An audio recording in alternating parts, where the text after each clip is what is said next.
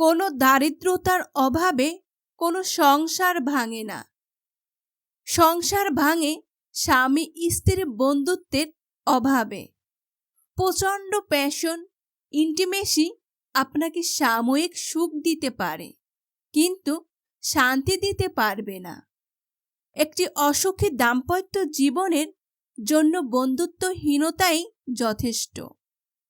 একটা মানুষের সাথে আর একটা মানুষের সম্পর্ক টিকিয়ে রাখতে হলে এখনকার যুগে যেটা সবচেয়ে প্রয়োজন সেটা হলো একজন মানুষ আরেকজন মানুষকে বুঝতে পারার ক্ষমতা ধরে রাখা এবং দুটি মনের সাথে একজন আরেকজনের সম্পর্ক স্থাপন করা।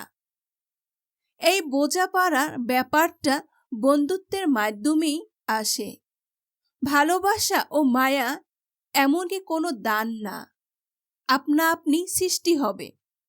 ভালোবাসা ও মায়া সৃষ্টি হয় কেবলমাত্র নীরবে কেউ কাউকে বুঝতে পারার মাধ্যমে, কেউ কাউকে নীরবে সাপোর্ট করার মাধ্যমে। ওটা না থাকলে দাম্পত্য জীবনকে বিষ মনে হয়। অনেকে এই প্রেমহীন দাম্পত্য জীবন বয়ে বেড়ার কারণ বাচ্চাদের সুখের কথা ভেবে জীবনে স্যাক্রিফাইস করে, কিন্তু প্রতিদিন নিয়ম করে বিষ গিলে খাওয়ার মতোই তাদের জীবনযাত্রার ভার কাঁধে বয়ে নিতে হয়। প্রতিটি কথা কাটাকাটি গোপন করার মানসিকতা জন্মায়।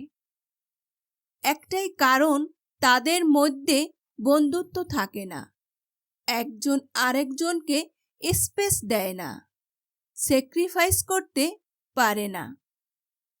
এমন অনেক সম্পর্কই ভাঙন ধরে, কারণ যদি বিচার করেন তবে একটাই ফলাফল আসে, তাদের বন্ধুত্বটা ছিল না।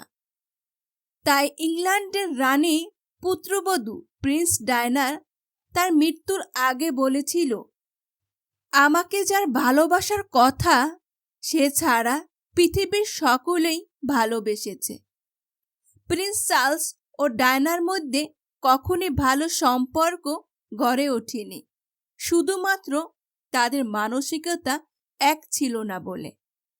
অথচ ইতিহাস ঘাটলে দেখা যায় প্রিন্স চার্লস তাকে প্রচণ্ড পছন্দ করেই বিয়ে করেছিলেন, কিন্তু তারা কখনোই সুখী দাম্পত্য হিসাবে নিজেদের দাবি করতে পারেনি।